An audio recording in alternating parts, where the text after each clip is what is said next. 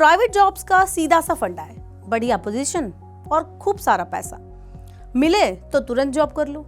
इसी सीख को अपनाते हुए कुछ लोग तो मौसम की तरह जॉब बदल लेते हैं। सीनियर पोस्ट पर हुए तो 3 से 4 साल में जॉब चेंज हो जाती है। बार बार इस तरह जॉब चेंज करना आपको सैलरी में हाइक तो जरूर दे सकता है, लेकिन ये बदलाव आपके लिए टैक्स की टेंशन बढ़ा सकता है। ऐसे में अगर आपने पिछले वित्त वर्ष में कई बार जॉब चेंज की है तो आपको आयकर रिटर्न भरने में कुछ खास बातों का ख्याल रखना जरूरी है। ऐसा नहीं करने के बाद में आपको हो सकता है परेशानियों का सामना करना पड़े।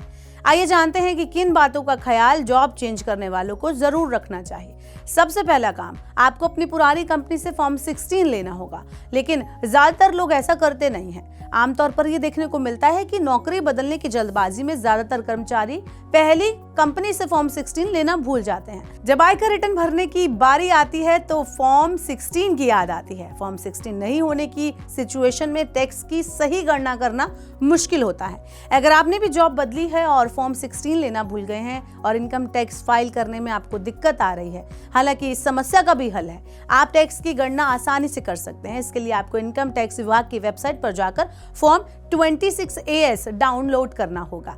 फिर इस फॉर्म से आपको बैंक खाते में आया पैसा और उससे टैक्स मिलान कर आपके टैक्स की कटौती का सही आकलन करना होगा।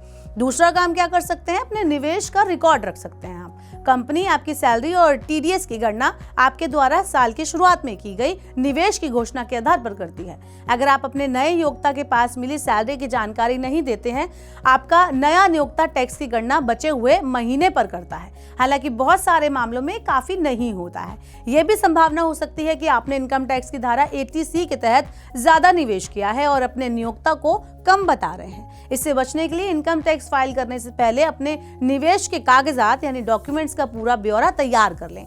तीसरा काम है PF का रिकॉर्ड रखना। आपकी सैलरी का एक हिस्सा हमेशा रिटायरमेंट फंड में हर महीने जमा होता है। आपका नियोक्ता भी इसमें एक हिस्सा जमा करता है। जब आप जॉब चेंज करते हैं तो आपके पास ये पैसा निकालने या ट्रांसफर करने का ऑप्शन होता है।